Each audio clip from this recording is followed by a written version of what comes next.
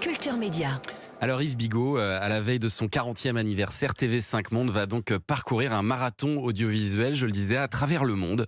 La chaîne va être en direct pendant 19 heures à partir de demain matin 6 heures. Mais ça va être dans différents points du globe, c'est ça le principe ? Sur les 5 continents, oui, bien sûr, ça sera la piste de la francophonie, donc des 17 capitales francophones partout dans le monde.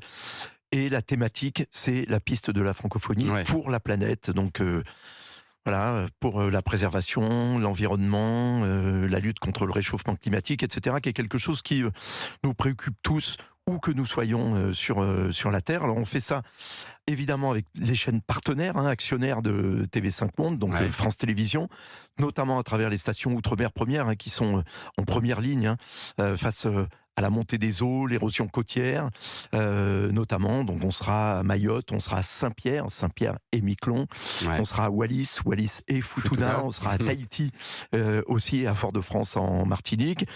Radio-Canada, on sera à Montréal avec eux, ainsi qu'avec Télé-Québec. TV Monaco qui nous a rejoint il y a 2 ans maintenant, la chaîne qui émet depuis le 1er septembre dernier, donc en principauté. Et puis Bruxelles avec la RTBF, Genève avec la RTS. Et le principe, c'est à chaque fois 1 à 2 heures d'émission en direct par lieu. Il y aura 17 villes francophones en tout. Ça doit être quand même un sacré bousin de monter tout ça là.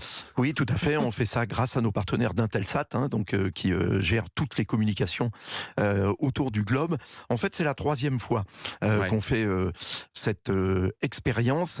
La première, c'était en 2017. On avait fait le tour du monde de la francophonie. C'était pour voir comment se portait la langue française sur chaque fuseau horaire. En 2019, on avait réitéré. Là, c'était sur la diversité de nos cultures.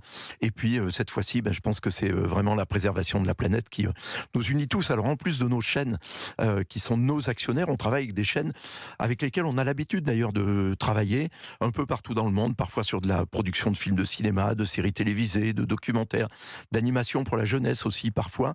Donc, on sera avec 2M à Rabat au Maroc, on sera aussi à Cotonou, on sera à Yaoundé, on sera à Bâton Rouge en Louisiane. Un sacré tour avec du TV monde. Louisiane, vous voyez, c'est 19 heures de direct. À Athènes aussi avec ERT, la chaîne publique.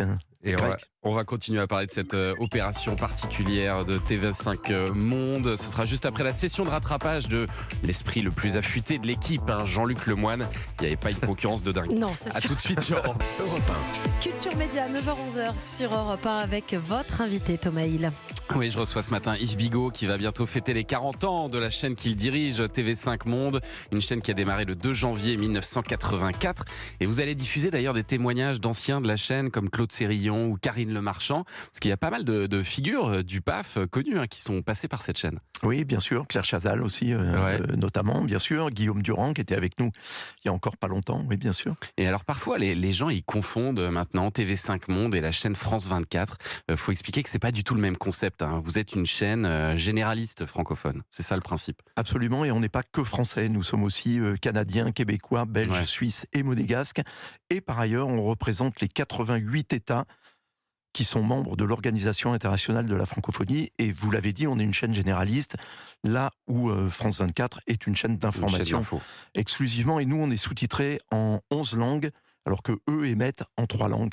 Et vous êtes plus diffusé dans le monde que France 24 ? Écoutez, je pense c'est à peu près équivalent. Et alors nous, on est en Chine et en Corée du Nord. Alors ça, c'est incroyable, oui, j'ai vu ça. Vous êtes même en Corée du Nord. Ouais, absolument, et sous-titrés en coréen. Mais ils ont le droit de vous regarder là-bas ?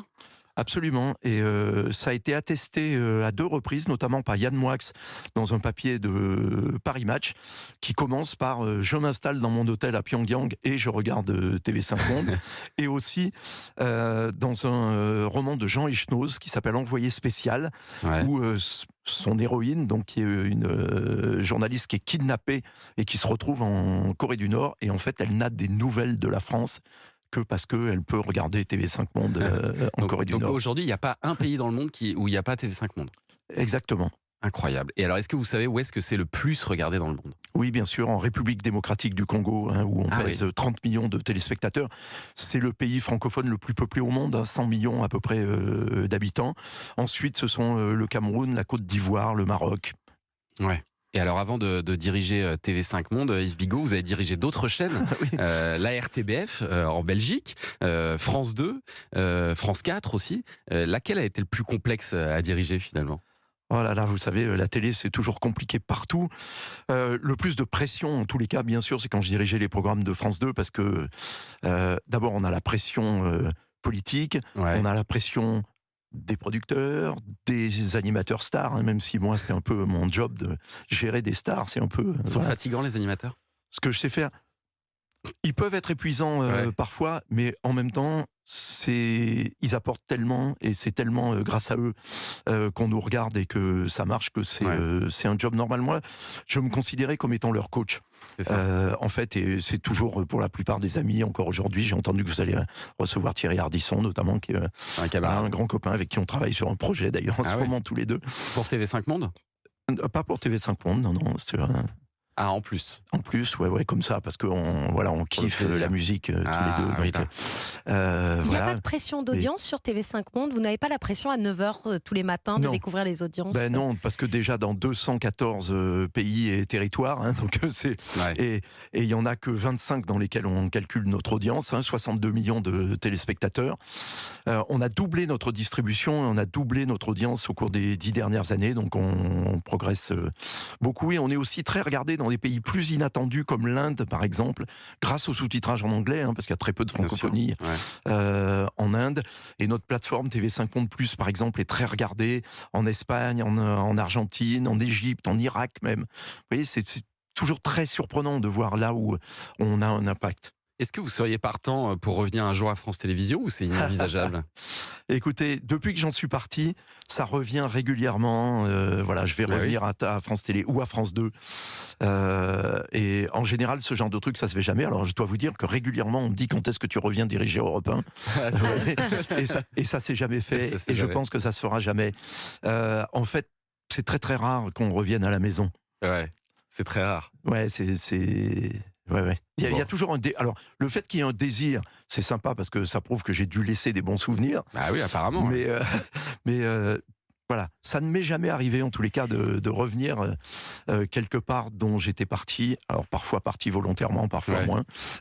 Restez avec nous sur Europe 1. Yves Bigot, vous êtes l'invité de Culture Média, et dans un instant sera l'heure du journal des médias de Julien Pichenet. On va parler de cette décision inédite prise par France Télévisions concernant Gérard Depardieu. Ah oui. Vous entendrez également la première réaction de Coé depuis qu'il est accusé de viol. À tout de suite sur Europe 1.